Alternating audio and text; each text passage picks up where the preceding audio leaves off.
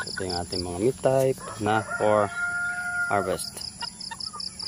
So 14 plus 16 na medyo maliliit. So pinili ko na lang to mga to. Ito yung medyo pinakamalalaki sa batch nila. So in a week pwede na rin yung kasamahan na to. Marami pa, nasa 20 plus pa yung natitira doon.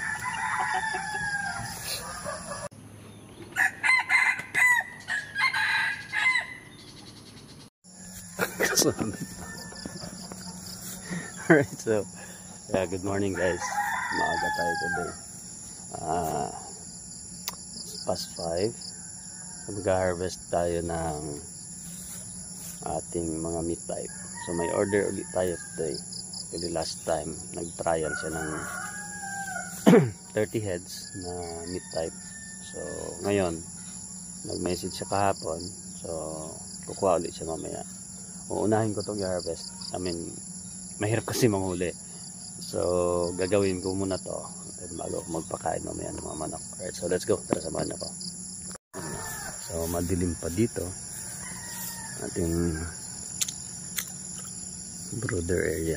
May hatchery yan. So dito tayo mag-harvest sa ano na to. So ulihin natin sila habang madilim pa dyan. So dito tayo. Ako nang kukuha sa labas. Sa loob. Pinakaloob. Kung makikita nyo to sa video.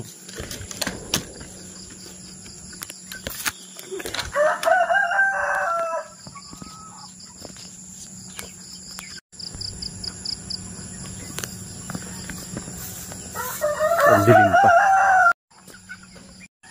So yan na, labasan na yung iba. Anong kumain. Alanganin pa yung iba rito. 1.2.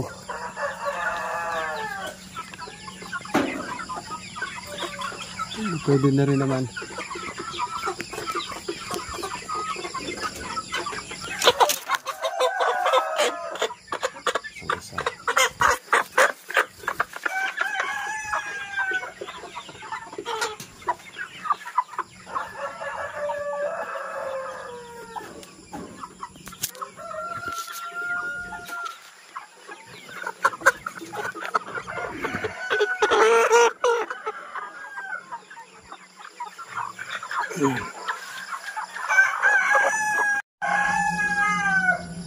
So 1.2.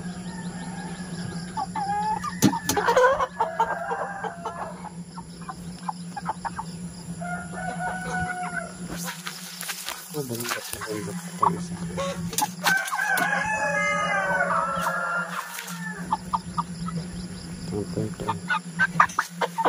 Right, so yan na guys. Ito na yung tapos na tayo manghuli ng ating mga manok. So we have a total of 30 heads here. So naka-segregate yung mas malalaki. Ito nasa 1.4 o 1.4 to 1.7. Tapos itong mga medyo malilit nasa 1.1 to 1.4 din or 1.3 something like that. Medyo alanganin yung iba eh. Kasi medyo ano pa to, mas younger to ng 2 weeks. So kung may 1 week pa sana, malaki na rin to. But anyway, okay na rin naman yan. Pasok na yan. So ito 30 lahat yung ating pipick upin ng ating customer mamaya. So it's a good day for us. So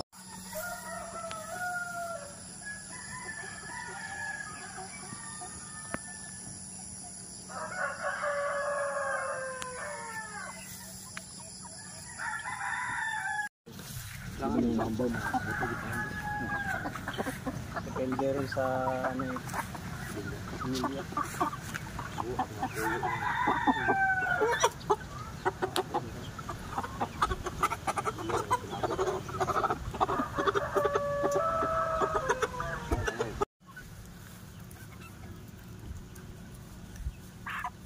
See?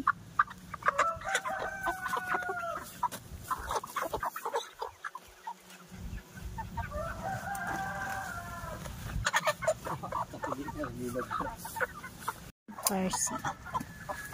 See.